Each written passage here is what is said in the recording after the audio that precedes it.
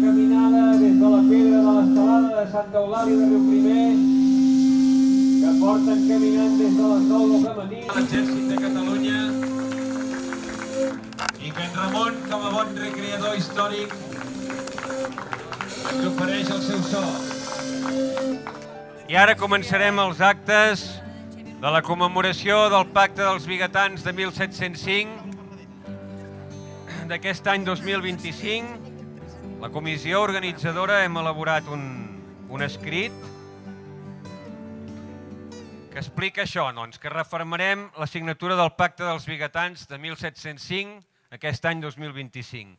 Hi ha una primera part històrica que diu Santa Eulàlia de Riuprimer, Osona, 17 de maig de 1705. Diversos membres de la Companyia d'Osona, coneguda popularment com els Vigatans, es reuneixen a l'ermita de Sant Sebastià per atorgar poders i comissions a Domènec Perera i Antoni de Peguera per negociar un tractat d'aliança amb el Regne d'Anglaterra.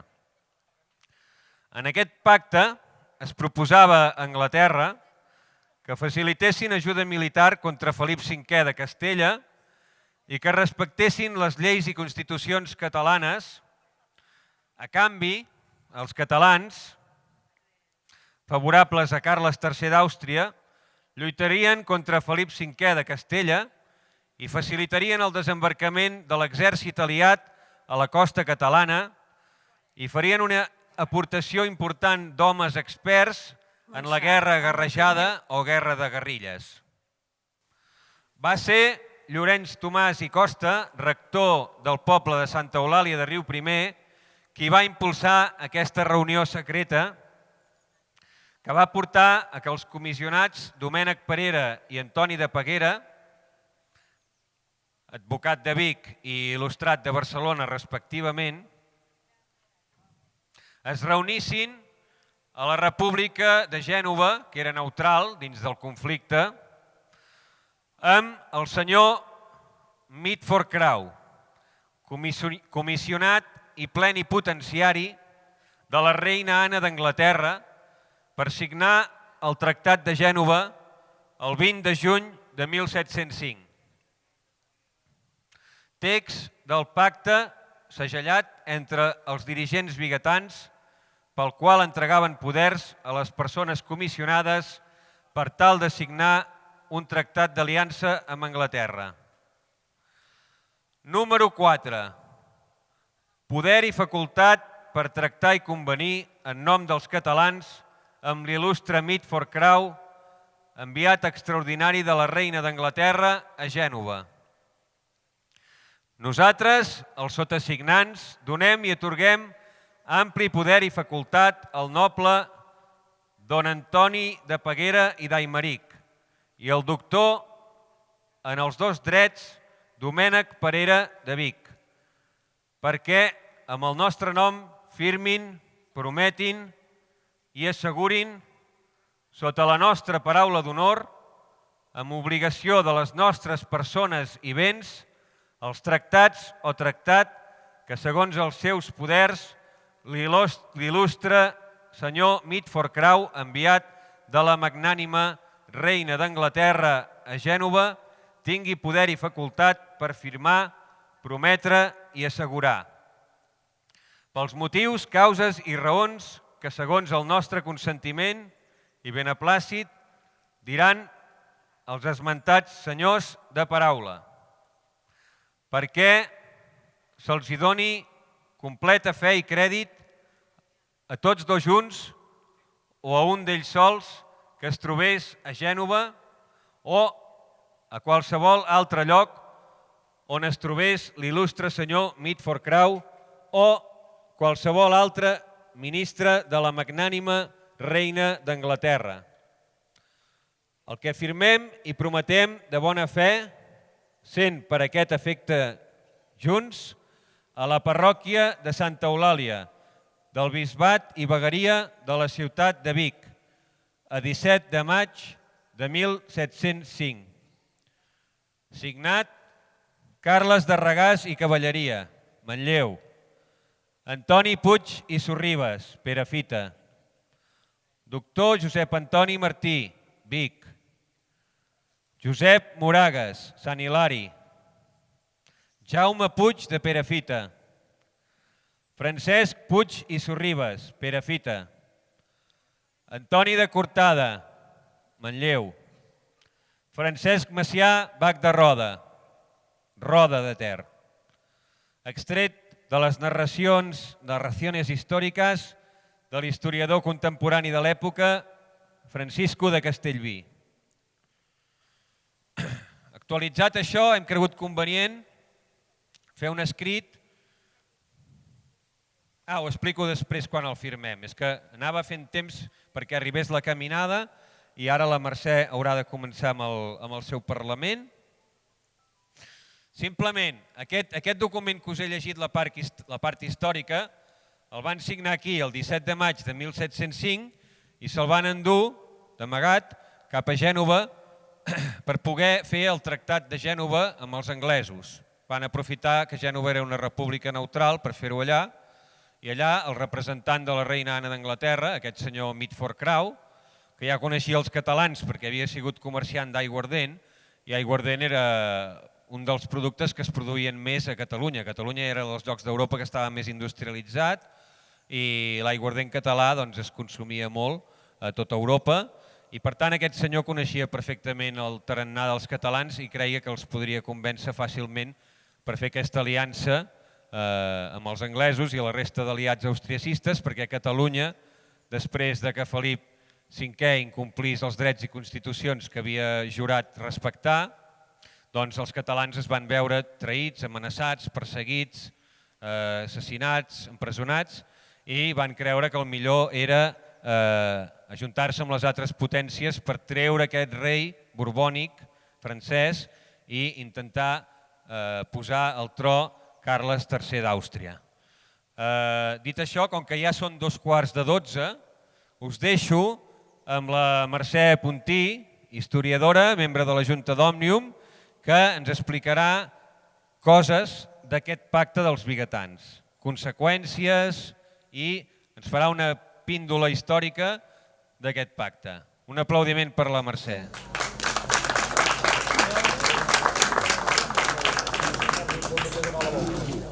El títol que jo vaig posar era Conseqüències i significat del pacte dels vigatans.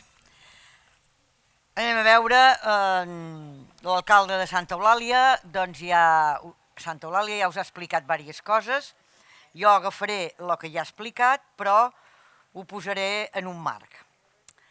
Mireu, he muntat aquest petit speech amb 3 o 4 preguntes. 3 o 4 preguntes que les formularé i les contestaré. Tranquils que no les heu de contestar vosaltres, I les contestaré jo mateixa perquè això quedi com molt emmarcat. Perquè hi ha un tema en història que els meus anys d'ensenyant i després he considerat sempre fonamental. Aquest problema que tenim d'explicar, diguem-ne, temes històrics, potser amb molta profunditat, potser amb anècdotes, però no amb context. I és fonamental, des de la història, saber en quin context ens movem, perquè el context en què ens movem ens farà entendre els fets històrics, els més anecdòtics, i per tant, aquest tema per mi és fonamental. Per tant, la primera pregunta que poso sobre la taula, us formulo a tots, però la responc jo, és: quan parlem del pacte dels vigatans, en quin context el posem? I el context vol dir ambient, vol dir cronologia, vol dir tota una colla de coses. Per tant, context. El posem en el context del segle XVIII, principis del segle XVIII. Tots, 1705, 17 de maig de 1705, ens el sabem tots molt bé, però principi de segle XVIII. És un context, un entorn complex, perquè l'any 1700, per tant a principi del segle XVIII, havia mort a Madrid el monarca Carles II de la Casa d'Àustria, sense fills. Atenció, aquí sempre es diu, i sentireu a dir, sense descendents. No, sense descendents no, perquè descendents en tenia. La prova és que tant Carles, el que en direm nosaltres, el tercer, com Felip V, eren descendents d'ell, si no haguessin pogut optar a la corona d'Espanya. Per tant, no va morir sense descendents, va morir sense fills, que és diferent, uns descendents directes. Qui eren els seus descendents? Els seus descendents, n'hi havia diversos, però es van arribar a confeccionar amb dos blocs. El bloc, diguem-ne, atenció que això és important, perquè aquí hi ha un element que explica elements del pacte dels vigatans. El bloc que en direm francès, per tant, el que hauria de ser Felip V, que no s'ho deia de moment, perquè encara no era rei, es deia Felip d'Anjou, i que aquest Felip d'Anjou doncs, era el rei que acabava de morir, li era el que en diem tio abuelo, és a dir, tiet, però des del seu avi. I l'altra opció era la mateixa, era Carles d'Àustria i també tenia la mateixa relació. Bé, com es va acabar aquest testament? Aquest testament es va acabar, que ja ho sabeu també, però us explicaré per què. Per què aquest testament va acabar en mans, es va signar el testament a favor de Felip d'Anjou i, per tant, Felip V. No va ser perquè sí. No estava més ben posicionat que l'altre. Eren el mateix parentiu. Va ser una pressió brutal de França.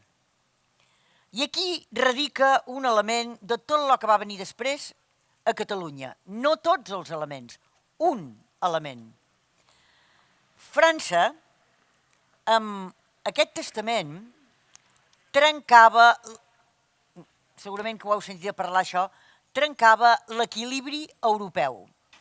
Hi havia hagut un pacte anterior, perquè la història s'explica a vegades per coses anteriors, un pacte que havia fet Europa en què es tractava, és el de Westfàlia, es tractava de que tots els països més o menys tinguessin el mateix poder. I aleshores què passava? Si la corona d'Espanya passava en mans de Felip d'Anjou, que era renebot del rei francès, això trencava l'equilibri europeu. I aquesta és la raó per la qual Inglaterra s'involucra, no per altra, perquè trenca l'equilibri europeu signat anys a Westfàlia. Perquè, clar, França i Espanya eren una mateixa família. Per tant, com parlem de botiflers, podem parlar dels partidaris de la corona d'Espanya i de França.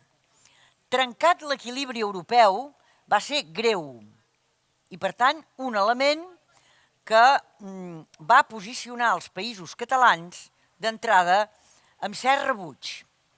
Amb cert rebuig, tot i que Felip V al principi no va ser mal rebut. Per què amb cert rebuig? Segon element de context. Amb cert rebuig, sí? Amb cert rebuig per la raó de que els catalans tenien memòria, i penso que hem tingut memòria, almenys uns quants, n'hi ha que sembla que no en tenen, però tenien memòria. I de què tenien memòria? D'un segle XVII en què França va ser molt dura amb Catalunya. I per tant, i aquí hi ha una clau que obre tota la guerra i tot el pacte dels vigatans i tot. Atenció, el sentiment profundament antifrancès, que no antiespanyol, almenys fins ara, fins al principi, un sentiment profundament antifrancès, per tant, contra França i contra la monarquia francesa, pròpiament dita, i l'espanyola, que era d'arrel francesa. Aquest sentiment havia quallat molt, no en parlarem més, senzillament saber que passava això i que va ser fàcil, diguem-ne, que els països catalans formessin part de l'oposició a Felip V. Felip V, no en parlaré gaire, al principi no va començar malament, però els problemes per a nosaltres varen començar el 1704. El 1704 realment aquest país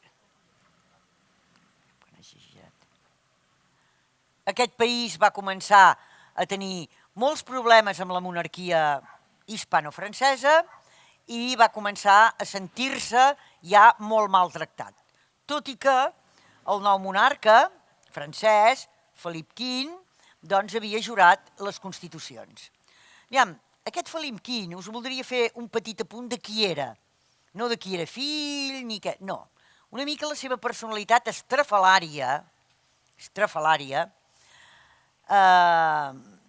del personatge en qüestió. Primera, arriba que és molt jove.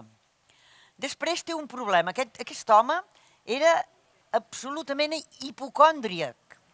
Tenia por de totes les malalties agudes i per haver. S'enyorava de Versalles i plorava. Un personatge que el definia bastant tot això.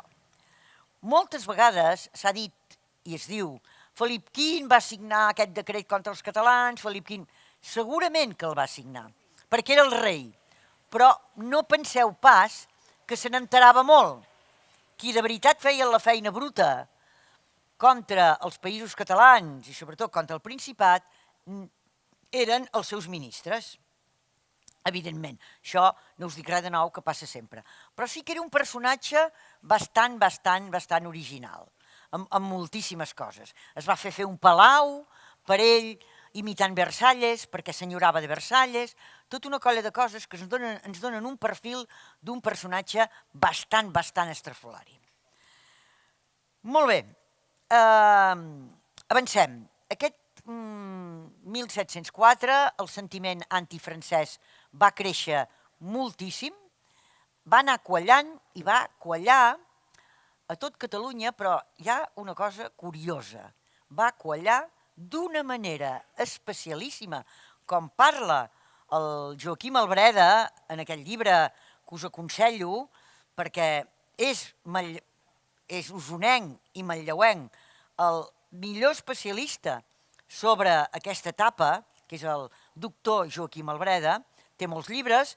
Aquest està molt bé perquè és la seva tesi doctoral i per tant està molt, diguem-ne, amb molts textos, molt ben referenciat històricament, està realment bé. No és un dels llibres d'aquells que un pot agafar una tarda de platja per distreure's, sinó que s'ha d'anar llegint ara un capítol, ara un altre, però certament que està molt bé. Els catalans i Felip V, d'en Joaquim Albreda. Com diu, doncs, el mateix Albreda, curiosament, la plana de Vic, tota la plana de Vic, tota no, tota no. La plana de Vic i Vic, la seva capital, es va posicionar ràpidament sota la causa austracista. En direm austracista, i aquí parla d'austracista també, és la causa de Carles III, el monarca, però també us vull fer un incís. Si agafeu un llibre d'història d'Espanya, ni que sigui una bona història, quan trobeu la figura de Carles III, no us penseu que és aquest que ara parlem nosaltres. És el Carles III Borbó, de la línia borbònica que ens ha arribat fins als nostres dies. Aquest Carles III, entre cometes, del qual nosaltres n'érem els partidaris, resulta que va acabar desapareixent. Va acabar desapareixent perquè va passar un element històric que va fer que desapareixés de Catalunya i d'Espanya. Per tant, Vic i la Plana de Vic donem per primera vegada nom històric o una moguda increïble, penseu que una moguda increïble a favor del candidat austracista, a favor de la Casa d'Àustria. D'aquí ve que has d'explicar normalment, a Vic potser no, a vosaltres segurament que no, però a altres llocs que he fet aquestes coses, has d'explicar bé qui eren els biguetans. Els biguetans no eren els habitants de Vic. Els habitants eren, en aquest moment, els partidaris de Carles III, o si voleu, els partidaris del candidat austracista. Que escolteu una cosa, això de candidat també està una mica mal dit, perquè era pretendent, però no oblidem una cosa. El monarca que havia mort sense fills, de la Casa d'Àustria, no era Borbó, que havia mort sense fills, aquest monarca el testament ja el tenia firmat. Per tant, el tema era molt difícil. El tema era molt difícil. Inclús hi ha qui diu que en el cas d'haver guanyat la guerra de successió, el tema era molt difícil i, sobretot, hi ha una cosa que l'hem de recordar i que també crec, permeteu-me fer un incís en el món d'avui, també crec que en la recent situació passada, a partir de l'any 2017, hi va haver un tema d'ingenuïtat esperant Europa. Per què? Perquè és que només has de recórrer la història per veure sempre què fa Europa. Europa fa el que li interessa en ella. Europa fa allò que interessa més als estats grans. I si no, mireu què va fer, mireu què fa en altres situacions i, per tant, jo us haig de dir, ja us he dit que feia un incís, us haig de dir que estic absolutament decebuda d'Europa en moltes coses. Però llavors em dic a mi mateixa, i per què n'estàs decebuda? Si llegint la història ho veus, en altres situacions, en altres contextos. Per tant, aquí acabaríem aquest context, que vam generar aquest moviment de biguetanisme, de biguetans, no de biguetanisme, i que era pràcticament tota la Plana. Però fa un moment que us he dit que no tota. És veritat. Berga, que no era d'aquí. Berga, que no era d'aquí. Cervera, que no era d'aquí. Manlleu i Centelles no van ser partidaris de l'arxiduc de la Casa d'Àustria. Pobres manlleuencs, que jo en soc, i sempre ho reivindico. Pobres manlleuencs i pobres centellencs. I per què? Us heu preguntat per què? Una altra pregunta. Primer, quin és el context? Una altra pregunta. Com és que tota la Plana de Vic, en Vic davant, però molts pobles, en Xevi ha llegit els que van signar el Pacte dels Biguetans i els podeu tornar a mirar allà darrere, que tots hi ha la petita biografia. Per cert, trobo que està superbé. Doncs, per què no? És curiosíssim, però passa això. Manlleu, per què? Doncs Manlleu, perquè els senyors de Manlleu, aquesta petita noblesa que tenim allà, encortada, la petita noblesa manlleuenca, doncs eren els amos dels molins. Eren els amos dels molins que hi havia al riu, que hi havia a prop del riu, i per tant els pagesos, quan havien de moldre el seu blat i convertir-lo en farina, havien d'utilitzar els molins dels, entre cometes, senyors de Manlleu. I aquests realment també les hi feien passar negres amb els seus preus. I per tant, Manlleu no es posiciona a favor, i Centelles per una altra raó, però parlo de Manlleu, que és la més a prop, i la meva. no es posiciona a favor de l'Àustria, no es posiciona a favor de la Casa d'Àustria en contra perquè sí, o perquè és partidària de Felip V. Comprendreu que els manlleuencs del segle XVIII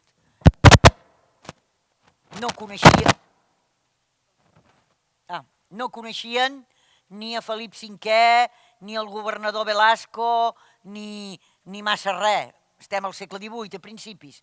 Per què? Doncs perquè els austriacistes els tractaven malament i els hi posaven preus, segons ells, abusius. I aquesta és l'explicació que Manlleu sigui un poble en el marc d'una plana de Vic amb una capital absolutament austriacista i partidària de la Casa d'Àustria, doncs resulta que no són partidaris de la Casa d'Àustria. Per això, per encurtada i per enregàs, que per altra banda eren grans austriacistes i que, com veureu, van signar aquest famós pacte dels biguetans aquí l'any 1705, com us ha explicat en Xevi, el 17 de maig. Però, precisament, aquesta és la pregunta de per què Manlleu. Centelles i una petita, no us explicaré tant, una petita pinzellada. Centelles estava dominada pel comte de Centelles, que era clarament botifler. I per tant, doncs, d'alguna manera la població...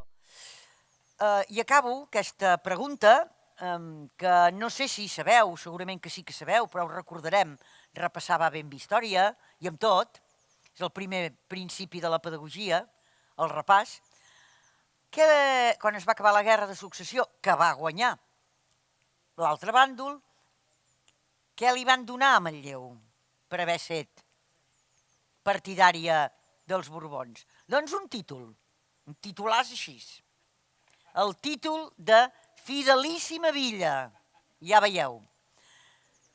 Res, però el títol sí.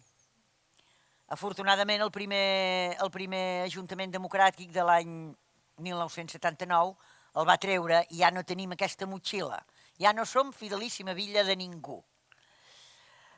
I a Cervera, què li va donar? Oh, Cervera va cobrar, va cobrar molt més, perquè els cerverins, espavilats ells, van demanar el mar. Toquen a Lleida, però van demanar el mar. Val. Això ens prova també, ens diu una idea d'allò que dèiem, no? Que ben mirat, el poble senzill coneixia molt poques coses de tot això i per tant es movia per altres sentiments, el cas de Manlleu. Van demanar el mar i els hi van fer una mica de cas, perquè els hi van dir no les autoritats borbòniques, no el rei, els hi van dir no us donarem el mar, però us donarem una cosa que hi ha a la ciutat de Mar, a la capital de Catalunya, Barcelona. Van tancar la Universitat de Barcelona i van posar-la a Cervera. Aquesta és l'explicació, que quan aneu a Cervera encara es parla de la universitat, etc. etc. Molt bé. Segona pregunta. Tercera pregunta que el doctor Joaquim Albreda hi posa molt èmfasi. Aquests biguetans de la nostra plana, que també n'hi devia haver alguns a Manlleu, vull pensar, però aquests biguetans de la nostra plana, atenció, de quin estatus social procedien? Qui eren socialment parlant? Era el poble senzill. Realment era el poble qui era partidari de la Casa d'Àustria. El poble petit, el poble senzill, hi havia alguna petita noblesa, tots aquests que tenim aquí darrere i que en Xevi ens ha parlat, pertanyien ja sabien llegir i escriure, ja eren un altre nivell, però no ens pensem... No. I això és important, aquest poble senzill, que eren els biguetans, i en canvi, si ens traslladem fora d'Osona i ens anem acostant a la capital, es repetiria bastant la història pel que fa a la procedència social, que és un tema prou important, i veuríem que a partir de cert nivell, podríem dir econòmic, ja es posicionen a favor de la causa borbònica. Tenim un petit grup que s'està gestant a Catalunya a principi del segle XVIII, també en Xavi n'ha parlat, de la industrialització. La industrialització és un fenomen que ve més tard, però tot fenomen com la industrialització tan i tan transformador, perquè allò sí que va ser la revolució industrial, no comença en un dia com un petard, es gesta.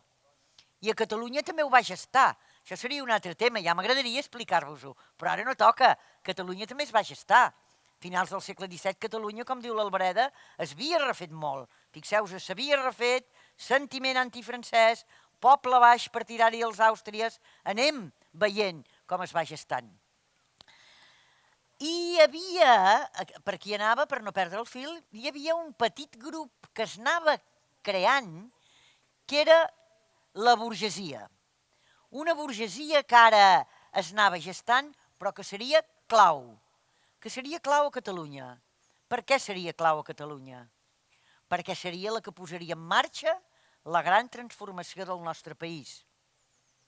La revolució industrial, que ve de lluny, ve més de lluny de lo que estem parlant.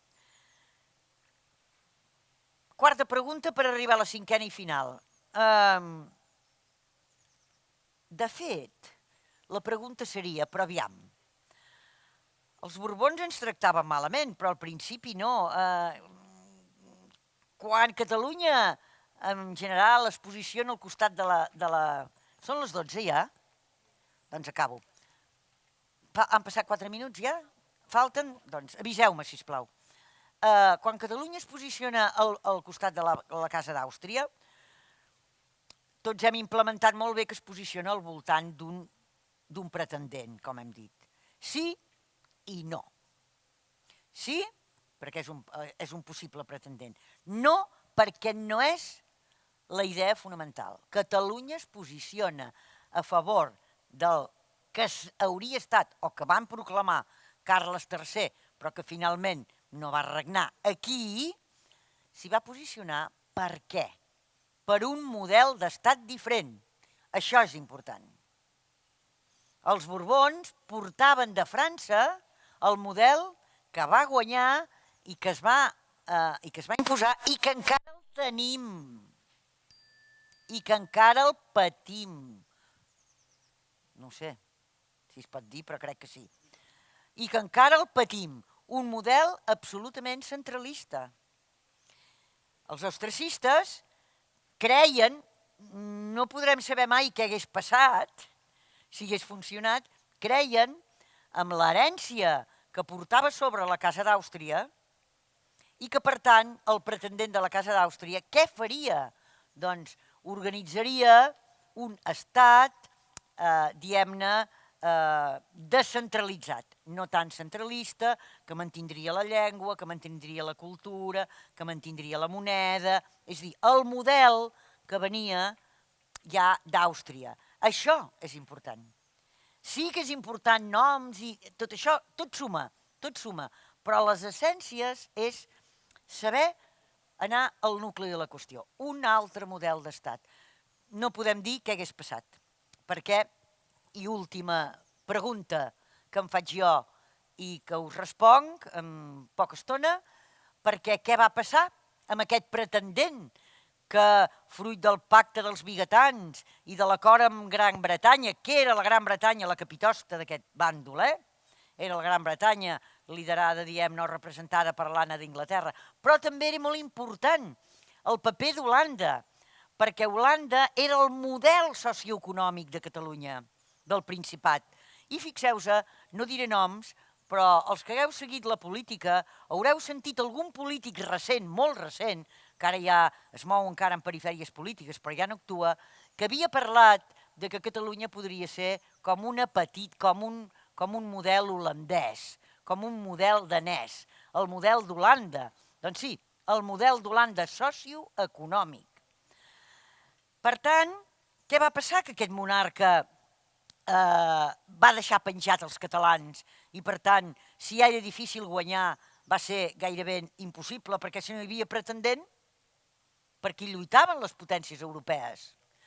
Aquest monarca es va morir el seu germà, que era l'emperador austríac, i per temes de la descendència se'n va haver d'anar a Àustria a fer-se càrrec de la corona. I per tant va dir, i les potències europees, quan ell toca el dos, signen el Tractat d'Utrecht. 1713. S'ha acabat la guerra de successió. Si no hi ha pretendent, doncs ja tenim el que va signar en el seu dia el Carles II d'Àustria. Ja no tenim res més a dir, ens agrada més, ens agrada menys, s'ha trencat l'equilibri europeu, doncs no sé, ja hi tornarem, però així va ser. I llavors aquí tenim aquest any que va del Tractat d'Utrecht fins a la caiguda de Barcelona, que no és l'última ciutat, però sí que és l'emblemàtica, l'11 de setembre de 1711, doncs que perdem la guerra, que estava perduda. Estava perduda, ja no hi havia suports, ja hi havia cansament i estava perduda.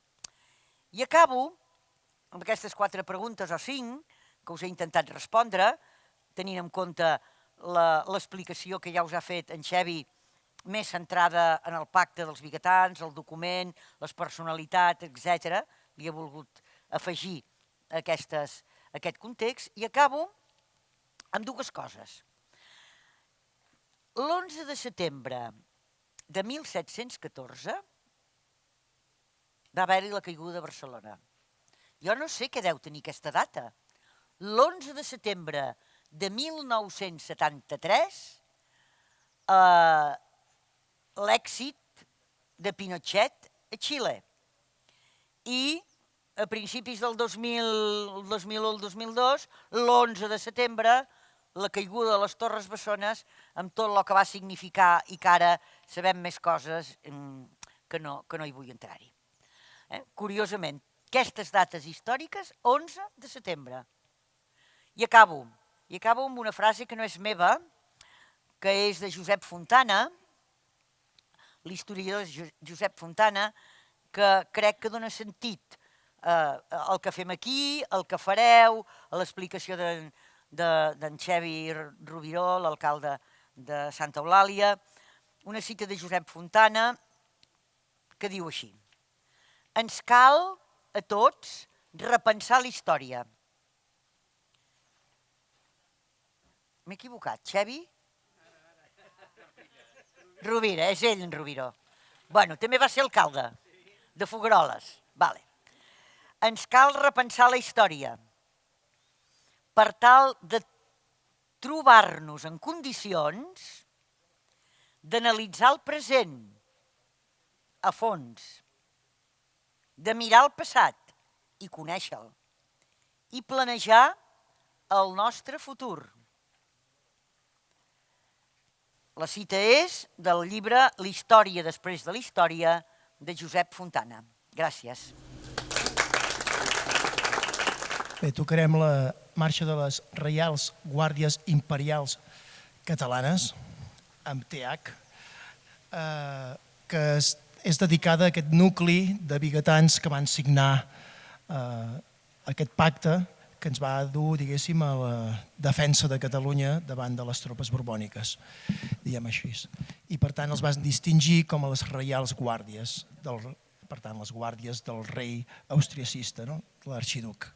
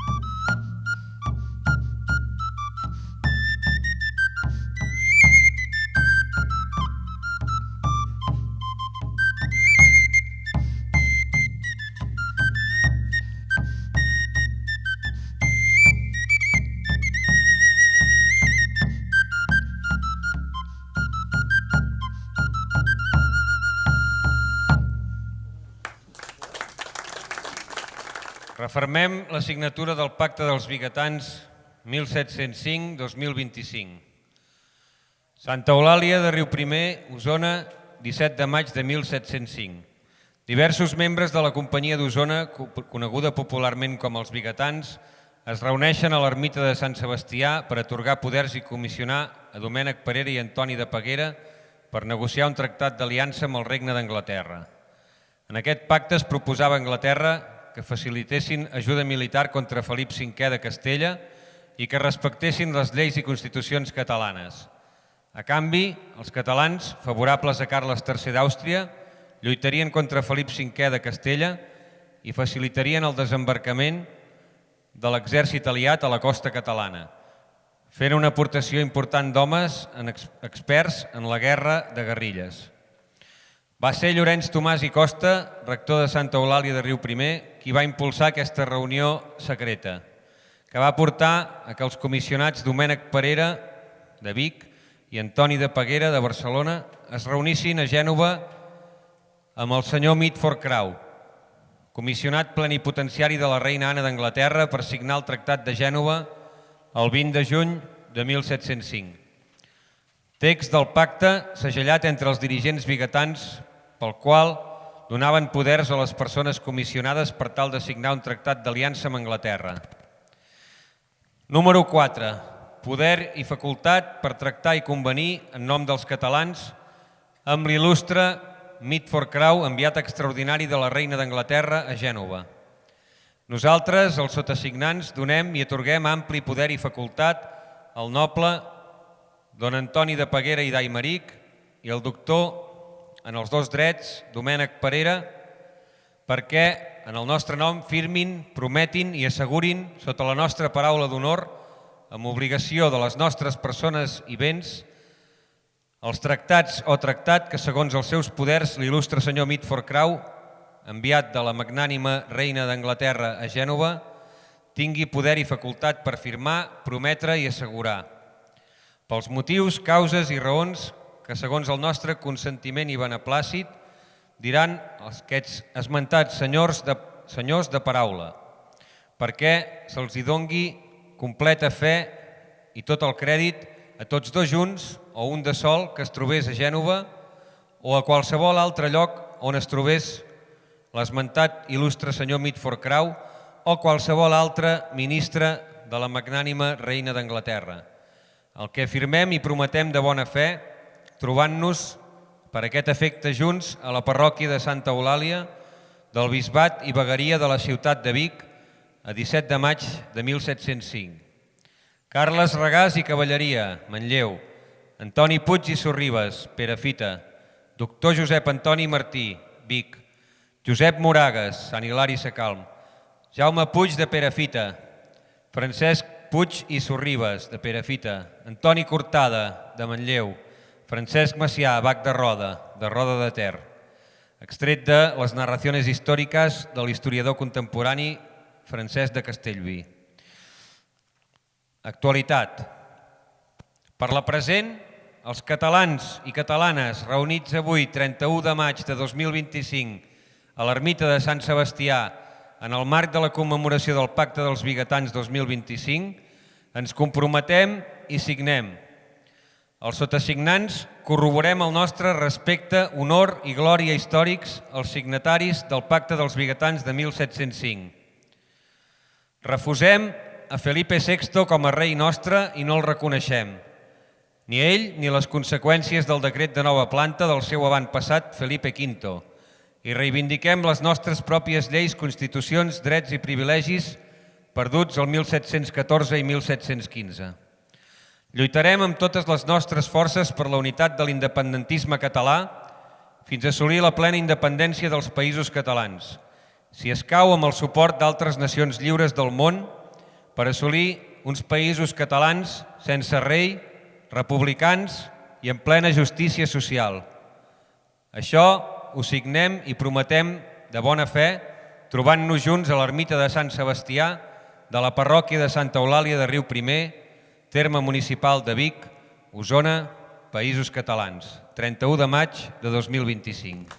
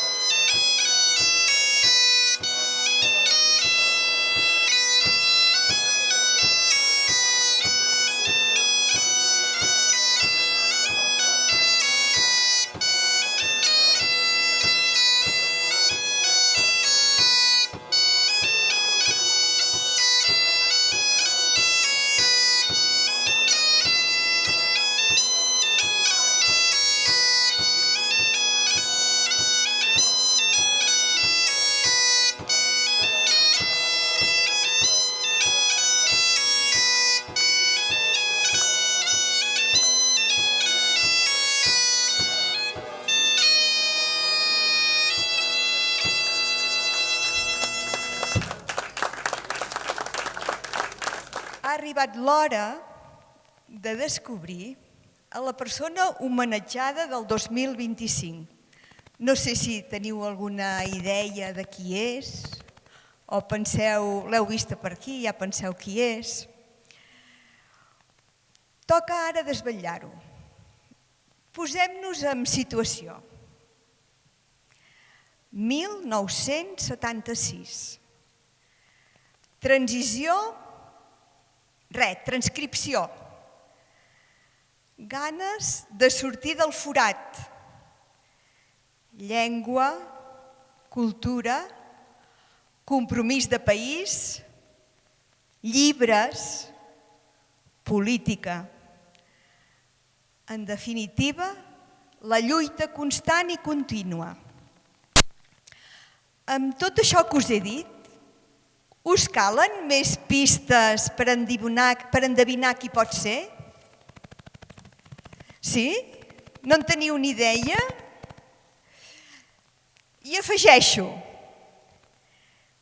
llibretera, amable i bona consellera, per triar un llibre.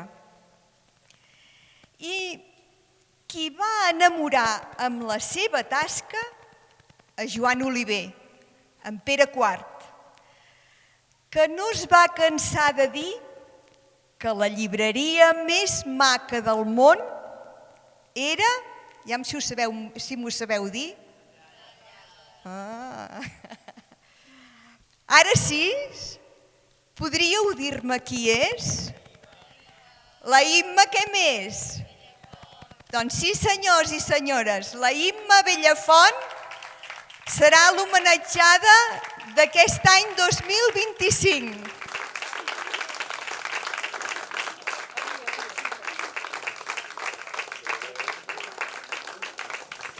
Bé, Xevi, et demanem ajuda perquè ens ajudis a descobrir algunes coses de la Imma. No, si no ens coneixem de tota la vida, però no saps res, oi? Bueno, sí, ens coneixem de tota la vida. Bueno, És espereu. Imma. Ja, Imma. Imma. Avança'ns alguna cosa abans del vostre col·loqui. Com va sortir la idea meravellosa de fer la tralla? A veure, la idea va sortir... Em sentiu? Sí, sí. Va sortir d'uns quantes persones, que no vaig ser jo, que va ser en Josep Romeu, bueno, 4 persones, no? I van muntar la tralla. Però la cosa no tirava tal i qual. I un dia, amb molta casualitat, jo treballava als Hermanos Maristes i li dic al meu marit, en Pep, dic, Pep, per què no vas a la tralla a demanar si necessiten ningú? I en Pep, per un carrer, va anar a la tralla. Mentrestant, per l'altre, paral·lels, venen els de la tralla a casa a dir-me si vull anar a treballar a la tralla. O sigui, una absoluta casualitat, perquè a mi em va sortir així de cop. I, esclar, vaig començar la tralla. Llavors, aquests socis, jo era molt amiga d'en Pep Romeu, i aquests socis s'ho van voler vendre. I vam buscar gent i la vam comprar, com vam poder. I tu, Xevi, vas conèixer primer la tralla o la Imma? Jo diria que l'Imma. Jo diria que l'Imma, el que passa que no et puc posar data. El que sí que la Imma l'he lligada sempre amb la tralla, però també amb el seu fill. En Guillem. En Guillem, el vostre fill, que era alumne meu. Jo vaig ser profe del seu fill i llavors jo no sé quan va ser abans, una cosa que no ho sé, tota la vida, eh? Quants anys tens tu ara? Ara 76. És més gran que jo. Però esperem arribar com ella i És els que tinc. no hem fet ni la meitat de la feina que ha fet ella. Xevi, va, vinga, engiga. No, jo l'Imma la vaig conèixer a la Tralla, sobretot, i com a mare, de veritat. I vaig treballar amb els hermanos, i jo vaig treballar a Sant Albert, que és la continuació dels hermanos. Jo, de tu, el que sí que destaco, ja ho ha dit una mica abans, és la llibreria. Tu i la llibreria, o la llibreria i tu. Sí, ja em deien la Ima de la Tralla, jo no tenia cognom. No tenies cognom, tu, no? I tu eres a la llibreria de la Tralla i a la Tralla era la Imma. Sí, sí. No ho sé, no podem destriar dues coses. Sí que vull destacar una cosa, que sempre que he parlat amb ella parla com un independentista de Socarrel. Llavors té dues coses que Òmnium té i que la societat bigatana té, que és l'arrelament de la independència posada en el cor i la importància de la cultura. Llavors això em sembla que la Imma aquestes dues coses les té. O sigui, em sembla que heu fet una molt bona tria. Jo volia dir que l'homenatjat, ja ho ha dit abans la presidenta, no és tant la persona homenatjada, sinó el que representa la persona homenatjada. A mi em veu triar no per ser Xavier Rubiró, sinó per representar tota la cultura popular i em van triar a mi, podríem haver triat en Redorta, Em van triant a mi perquè sóc més gran, no res més, Redorta, perquè sóc més gran. I ara trieu amb ella per això, per la cultura. Perquè encara sóc més gran. I perquè és més gran. Bé, amb les coses que demanem perquè sigui homenatjat ha de tenir una trajectòria i uns anys, perquè, clar, vull dir, una persona jove encara té molt camí per fer i no sabem a veure què passarà. Ens hem d'assegurar que sigui un patriota, que estimi la llengua, que estimi el país i que estigui compromès. Jo sempre havia dit que no em moriria sense veure el meu país lliure, però ara ja no ho tinc tan clar. Es van passant els anys, però jo voldria que el meu país fos lliure. El dia que es va declarar la independència, jo me'n recordo que estava dinant amb el meu fill i el meu marit a la plaça de l'estació, allà aquell restaurant que hi ha. I ho van dir mentre nosaltres dinaven a baix. Jo vaig plorar, ma mare va plorar, que també era allà, tots vam plorar, les taules del costat estaven plorant. Mentrestant, una veïna de sobre tocant les cassoles. Va ser un instant tan fantàstic que vaig pensar, oita, no m'he mort i ja som independents. Però collons, va durar molt poc. Però molt poc, Això va ser terrible. És que els castellans ens passen sempre la mà per la cara, Vull dir, som molt innocents, nosaltres. Jo penso que som innocents. Que hauríem d'anar amb una mica més de mala lletra. Perquè ells hi van. Jo diria mala llet més que mala llet. Doncs mala llet. Sí, jo sempre penso que ens passen a davant. Sempre, noi, és que... I llavors, també hi ha molta gent d'aquí, i això m'hi he trobat a la botiga, quan vaig ser presidenta del Gremi de Llibreters, que hi ha molta gent d'aquí que encara no el té clar que som un país, Jo quan anava, sobretot a Barcelona, perquè a l'extraradi de Barcelona no passa tant, però a Barcelona miraves els aparadors, i et trobaves que, ho vaig comptar fins i tot, una vegada, el 80% o més de llibres a l'aparador eren castellans. És que com es pot permetre això a un país? Jo no ho entenc. Ara que has enfilat aquest tema, com veus tu ara en aquests moments que hem de lluitar per la llengua i el problema que tenim amb la llengua, perquè la nostra llengua no la perdem? Bé, primer, per sobre de tot, quan ve un castellà parlant en castellà amb nosaltres hem de contestar-li en català. Jo a la botiga no recordo, potser sí, però no recordo haver parlat en castellà amb cap client, ni que fos castellà. Doncs, i bé m'entenien, i anava més a poc, vigilava. mirava de parlar clar, però no vaig tenir mai cap problema. Només no vaig parlar en català un dia que se me'n van endur els llibres que abans ho explicava de la botiga, perquè escolteu-me bé els títols, A veure, aquest se me'l va endur la policia, perquè era un llibre de sexualitat per infants, però fet per infants, vull dir que... I se me'l van endur, sí. I un altre se me'n van endur aquell mateix dia, el llibre roig de l'escola, que era fet pel... Em sembla recordar que pel PSAN. El PSAN, els que sigueu molt joves, és el Partit Socialista d'Alliberament Nacional, un partit que hi havia hagut a la nostra època. Se'm van endur aquests 2 llibres.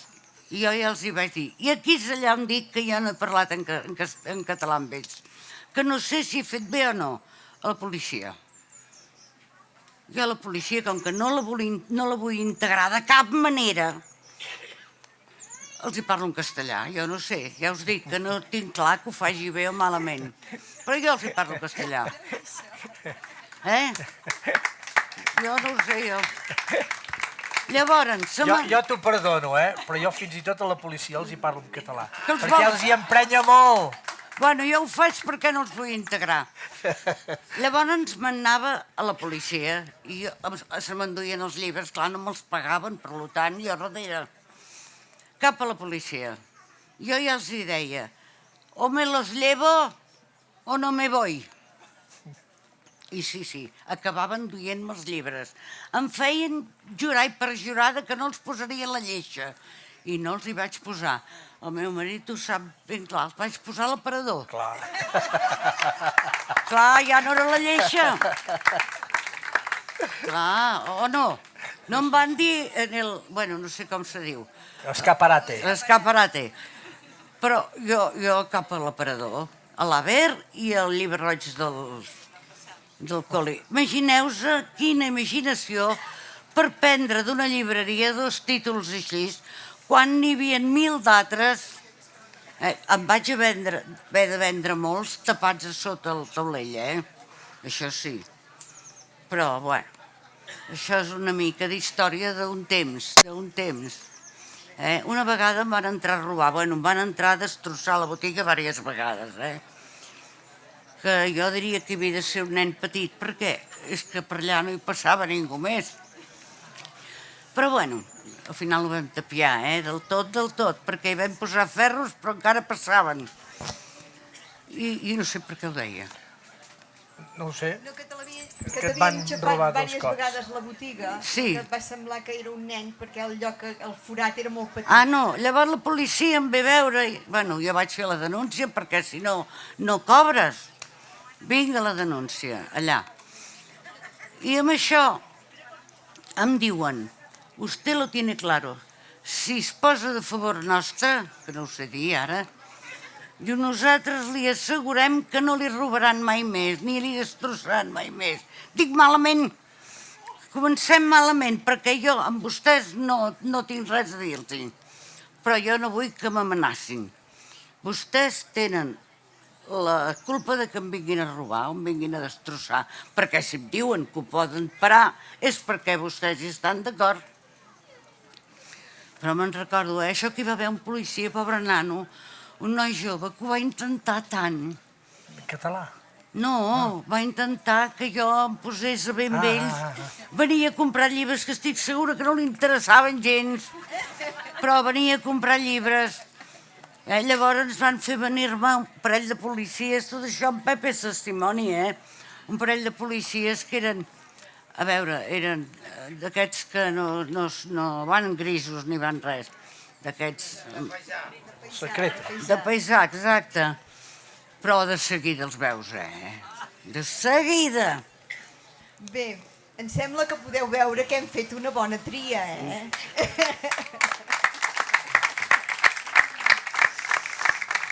De la mateixa manera que l'any passat i els altres la van fer també, en Xec. Estic molt content del que em vareu fer, en sèrio. Primer, costa molt, ja veuràs. Ai, Acceptar ahir vespre que et estava diguin... collonida. Calla, espera't, doncs. acceptar que et diguin coses maques Sí, no és costa fàcil. molt, no. No és fàcil, eh? No. I llavors a vegades haig de comptar fins a 10 per no respondre. Sí, Però sí. superat això, és un gust, un plaer i et tractaran de puta mare. Això ho tinc claríssim. Bueno, perdó. Perdó. No, aquest és positiu. Ah, val, d'acord. Només volia recordar el Sant Bernat, escolta, fa falta neu i molta. L'hivern és un temps breu, doneu-nos un any de neu, doneu-nos un any de neu, dedicat a la Unió Excursionista, però amb el xato sobretot. Els recordem sempre. Doncs ara l'Asso us en farà l'agraïment i anirem a fer l'ofrena floral. Jo m'aixeco, oi? Sí, aixeca't, aixeca't. Ui! Cuidado. Sí, és que... Perdoneu, però és que no tinc estabilitat.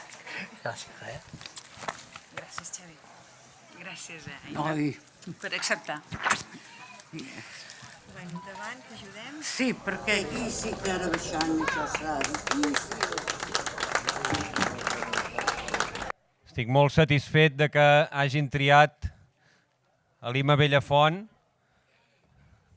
que estic molt satisfet que la comissió t'hagi triat com a homenatjada, perquè també tota la meva etapa que jo estava treballant a Òmnium va ser un autèntic plaer organitzar al teu costat tantes presentacions de llibres i tantes xerrades amb tu, una persona que també ha fet molts articles a la premsa, que sempre ha defensat la llengua catalana a ultrança i la cultura catalana, amb una llibreria, doncs això, que va ser també un petit focus de resistència, un petit gran focus de resistència i de país, de llengua i de cultura. Evidentment, tot enquadra molt amb els valors d'Òmnium, amb la ideologia d'Òmnium. Igual que també és important per la nostra cultura, per la nostra llengua, seguir organitzant premis literaris en llengua catalana.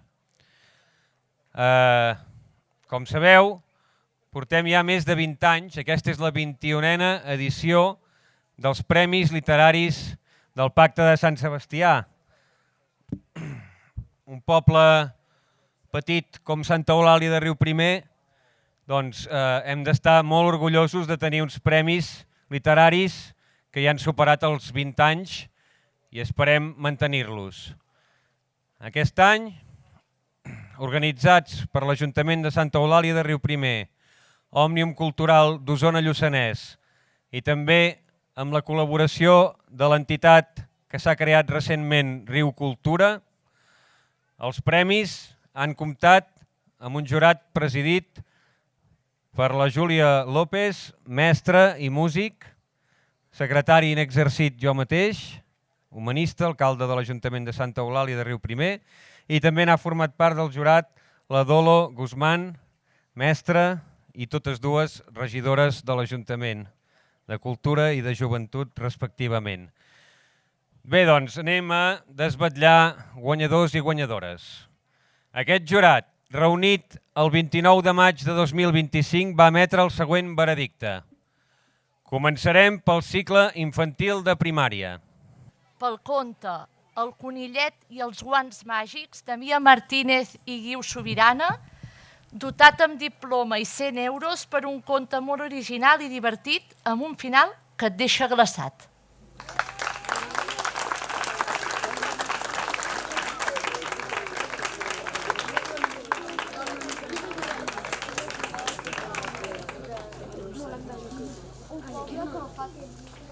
El conte va d'un conill que tenia uns guants màgics que se li trenquen, que se li cauen per un precipici, després se li converteixen en dos ous, els ous s'esclaten i un era de drac i l'altre era de granota, un volcà va erupcionar, els dos ous es van esclatar, va sortir un monstre del volcà i el drac el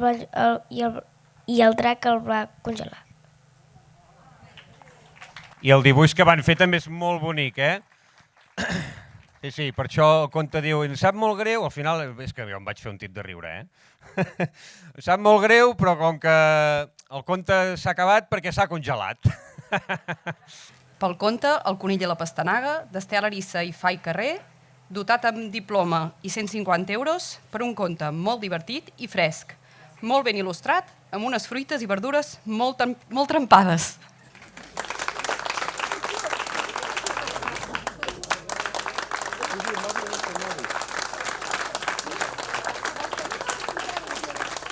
El conte va d'un conill i una pastanaga, doncs que fan amic. Es fan amics. I després es van fan animals i verdures per jugar al parc.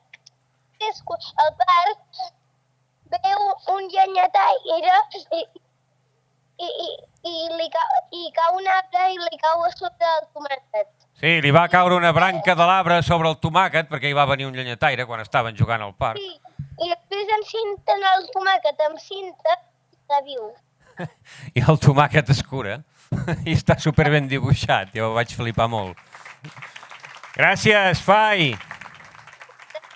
Estic molt content! Ja tenim els més petits enllestits. Anem per cicle mitjà.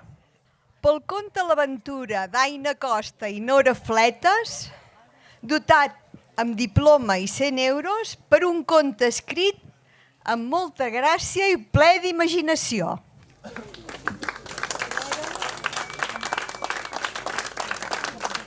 Va d'un conillet i una tortuga que la tortuga va comprar caramels i es va deixar els diners. I el conillet estava davant comprant i li va deixar els diners. I de cop van arribar uns follets que els volien caçar i van començar a córrer el conillet i la tortugueta i la tortugueta va dir «Però si corro molt ràpid!»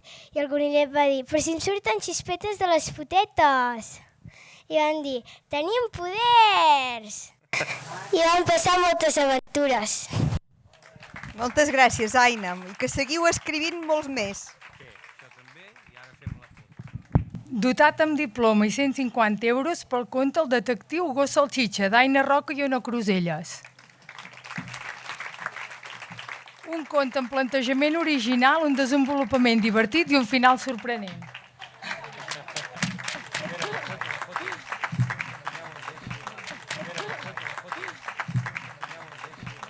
Pel poema Primavera, d'Aran Rodríguez i Aniol Serra, dotat amb diploma i 150 euros per un poema dedicat, delicat i elegant, amb bon vocabulari i molt ben escrit.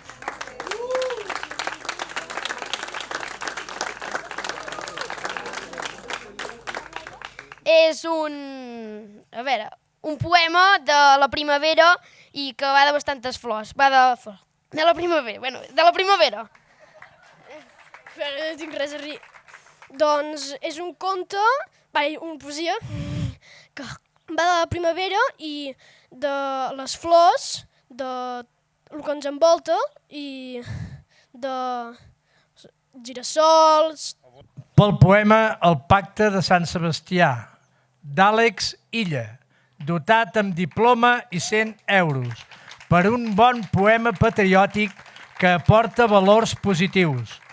Quan anem junts, tot va bé.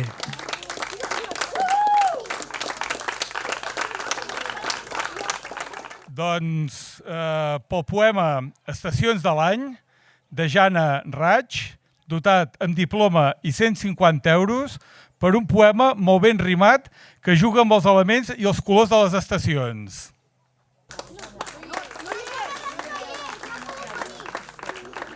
Pel conte No sempre cal estar content, de Naret Rueda, dotat amb diploma i 100 euros per un conte molt ben escrit que s'endinsa en els sentiments humans de la pèrdua i el dol d'una manera bonica.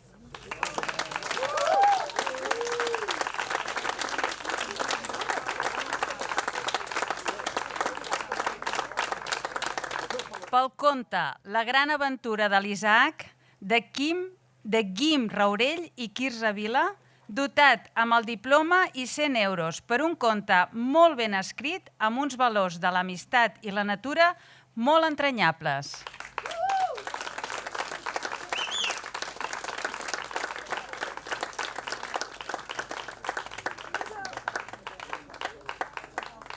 Va d'un nen que té un cognom bastant graciós i els nens se'n riuen d'ell i després van en un campament, tota l'escola, em sembla que eren 5 dies, i dormen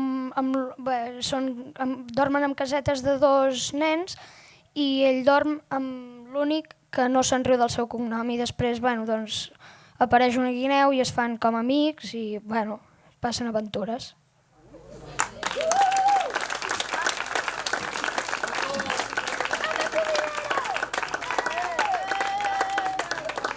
I finalment el primer premi de prosa pel conte Un món humà, de Martí Rutllant, dotat amb diploma i 150 euros. Per un conte impressionantment madur, molt ben escrit, on les olors i els colors d'una terra devastada es traslladen a Catalunya, ressaltant els valors de la humanitat i l'acollida.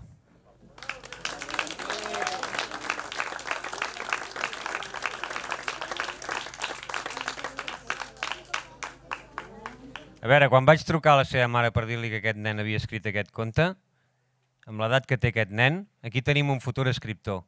Per tant, que tothom l'animi des de la seva família, els seus amics, la seva escola, a continuar escrivint, perquè aquest nano és un geni.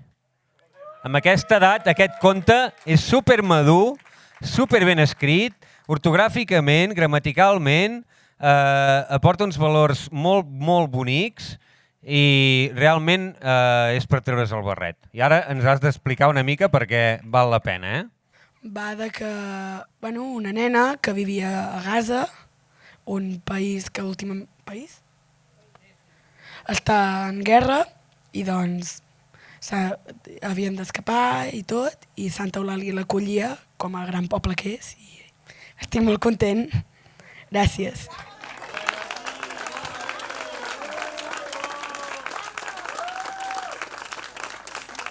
Agrair des de l'organització a tothom que ens ha ajudat, felicitar tots els nens i nenes que com cada any no ens fallen mai amb la seva participació, donar gràcies a l'escola, que també els anima molt a participar en aquests premis,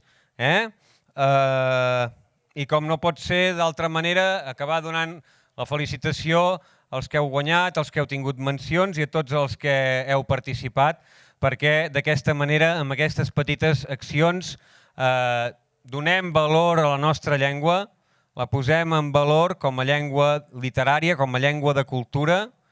Veiem que podem tenir futurs escriptors que pinten molt bé i també és una manera d'homenatjar a l'Ima Bellafont, crec que li haurà agradat molt tot això d'aquesta cerimònia, d'aquesta canalla que vagin pujant aquí, que han escrit poemes, que han escrit contes, que mantindran viva la nostra llengua, que no s'acaba amb la nostra generació, que tenim llengua catalana per molts anys i que tenim lluita reivindicativa per molts anys, perquè aquells homes que fa 320 anys van firmar allò aquí, avui nosaltres ens en recordem. Com diu aquí a la samarreta, ens en recordem. Els espanyols, Felip V, Felip VI, no voldrien que ens en recordéssim de tot això. Per tant, encara que faci tanta calor i no siguem pas molta gent avui, hem fet uns actes molt importants per la història del país. D'acord? Per tant, moltes gràcies a tots. La lluita continua. Visca la terra, visca Catalunya lliure!